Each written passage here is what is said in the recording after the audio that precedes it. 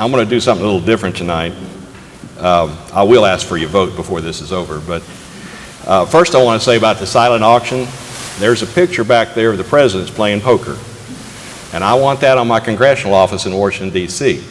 Now, I'm spending all my money on the campaign, and Judy Lee from Madisonville's outbid me 3 times. But she has promised that she will loan that to me for the duration of while I serve in the Congress, and then I'm going to bring it back to Madisonville and give it back to her. So y'all quit bidding on that picture now, because that's going to Washington, D.C. Now, I do want to talk to you a little bit about Andrew Jackson.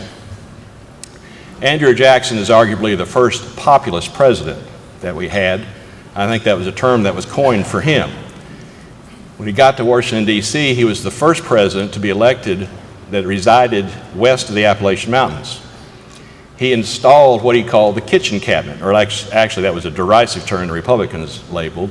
He had his friends from Tennessee come up there and talk to him about what was wrong with the federal government, what needed to be changed, and they sat around in the kitchen, put their muddy boots up on the table, but they solved some problems.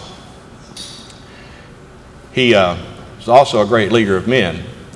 You recall he, in 1814, went to New Orleans and beat one of the most professional armies in the world because he had people that would follow him to the gates of hell. He was an outstanding leader. But what I think is important is he is a populist leader, and he gave us a tradition that has rolled forward through the Democratic Party. You know, I actually like to put Teddy Roosevelt in there. He was really a Democrat, he just forgot. But Teddy Roosevelt was a populist president, and he went forth and busted up the trusts that were raping this country at the time. His second cousin, Franklin Delano Roosevelt, was also a populist president. He put together a coalition and took back the White House when nobody thought it was possible. And he built this country into a modern, inclusive society that we have parts of left today. We should have had more, but the Republicans have been trying to dismantle it. We move forward a little further with Bill Clinton, populist president. They gave us years of budget surplus and growth in this economy.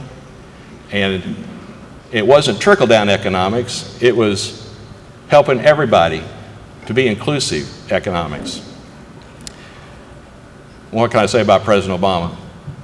A populist president also that has brought health care to 50 million people that didn't have it before.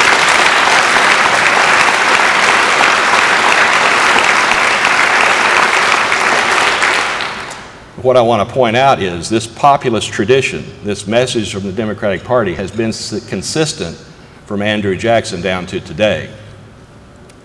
I heard on the news the other day that the Romney campaign, when they clinched the nomination, announced that they were going to pivot the campaign. Now, y'all know what pivot means, don't you? If anybody pivots the campaign, they're telling you they're a liar. They were either a liar before or they're a liar now. But they're still a liar. Our party has been consistent in this message that this economy and this society does not move forward unless it moves forward for everybody. And that's the message we can take from Andrew Jackson that's just as fresh today as it was then. So if you elect me to Congress, I will be part of that progressive populist movement that brings progress in this country back for all of us. If we're not all progressing, this society is missing the point. So I appreciate the opportunity to come here and speak with y'all tonight. Appreciate the Democratic Women's Association of McMinn County for putting this on. I appreciate it if you stop bidding on that picture back there in the back. And I'd appreciate your support for this race. Thank you.